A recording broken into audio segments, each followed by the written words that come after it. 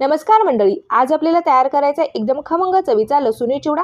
लसूणी चिवडा तयार करण्यासाठी मी या ठिकाणी 20 ते 25 लसणाच्या पाकळ्या घेतलेल्या आहेत। 1 वाटी आपण शेंगदाणे घेतलेले आहेत। अर्धी वाटी आपण या ठिकाणी डाळव घेतलेले आहे। 1 वाटी आपण या ठिकाणी अख्खा मसूर भिजू घालून घेतलेला आहे। मसूर आपण छान ड्राय करून घेतलेला आहे आणि कढीपत्त्याचे काही पाने घेतलेले आहेत। मिक्सरच्या जारमध्ये मी लसणाच्या पाकळ्या टाकून घेतलेल्या आहेत। 1 चमचा आपल्याला यामध्ये लाल तिखट टाकायचे आहे। अर्धा चमचा आपल्याला यामध्ये जिरे टाकून घ्यायचे आहेत। पाव चमचा आपल्याला यामध्ये हळद टाकायची आहे। पाणी न टाकता आपल्याला मिक्सरला बारीक असं वाटून घ्यायचं आहे। आता आपल्याला या ठिकाणी शेव तयार करून घ्यायची आहे। शेव तयार करण्यासाठी 3 कप बेसन पीठ मी चाळून घेतलेले आहे। यामध्ये आपल्याला अर्धा चमचा ओवा टाकून घ्यायचा आहे। चवीनुसार मीठ टाकून घ्यायचं आहे। अर्धा कप पाणी टाकून आपल्याला बेसन पीठ छान असं भिजवून घ्यायचं आहे।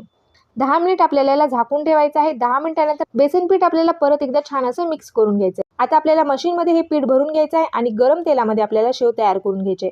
गॅसवर तेल गरम होण्यासाठी ठेवलं होतं। तेल आपलं एकदम छान गरम झालेलं आहे। हाय फ्लेमवरती आपल्याला तेलामध्ये शेव सोडून घ्यायचे आहे। त्यानंतर आपल्याला गॅसची फ्लेम मध्यमाच्या वरती करायची आहे। शेव जरी छान कुरकुरीत अशी आपल्याला ही शेव तळून घ्यायची आहे। मस्त अशी आपली शेव तळलेली आहे। एका झाऱ्यावरती काढायची आहे। मस्त अशी आपली ही कुरकुरीत शेव तयार झालेली आहे। आता आपल्याला बुंदी तयार करून घ्यायची। बुंदी आणि शेवचा आपल्याला या ठिकाणी चिवडा तयार करायचा आहे। 1 कप मी या ठिकाणी बेसन पीठ घेतलेलं आहे। यामध्ये आपल्याला चवीनुसार मीठ टाकून घ्यायचं आहे। थोडं थोडं पाणी टाकत आपल्याला बेसन पीठ छान पातळ असं भिजवून घ्यायचं आहे। अशा पद्धतीने आपण हे बेसन पीठ भिजवून घेतलेलं आहे।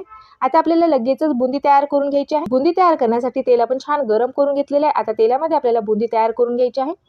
झाऱ्यावरती थोडंसं मिश्रण टाकायचं आहे आणि गरम तेलामध्येच आपल्याला ही बुंदी तयार करून घ्यायची आहे। बुंदी देखील आपण छान कुरकुरीत अशी तळून घेतलेली आहे। आपली शेव तयार झालेली आहे। बुंदी देखील आपण तयार करून घेतलेली आहे।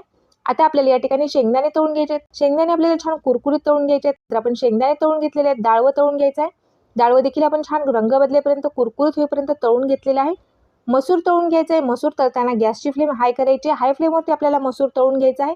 मस्त मसूर देखील आपण कुरकुरीत होईपर्यंत तळून घेतलेला आहे। कढीपत्ता तळून घ्यायचा आहे। आपल्याला कढीपत्ता देखील छान कुरकुरीत झालेला आहे। कढईमधील तेल आपल्याला काढून घ्यायचं आहे। लसणाची जी चटणी आहे ती आपल्याला तेलावरती परतून घ्यायची आहे। कढईमध्ये मी 3 ते 4 चमचे तेल टाकून घेतलेले। यामध्ये आपल्याला लसणाची चटणी टाकून घ्यायची आहे। तयार करून घेतलेली लसणाची चटणी टाकायची आणि तेलावरती आपल्याला जरा वेळ परतून घ्यायचे। तळून घेतलेले सर्व साहित्य आपण चिवड्यावरती काढून घेतलेले आहेत। शेव आपल्याला अशा पद्धतीने हाताने तोडून घ्यायची आहे। चवीनुसार यामध्ये आपल्याला मीठ टाकायचे। काळं मीठ टाकलेलं आहे मी यामध्ये थोडंसं।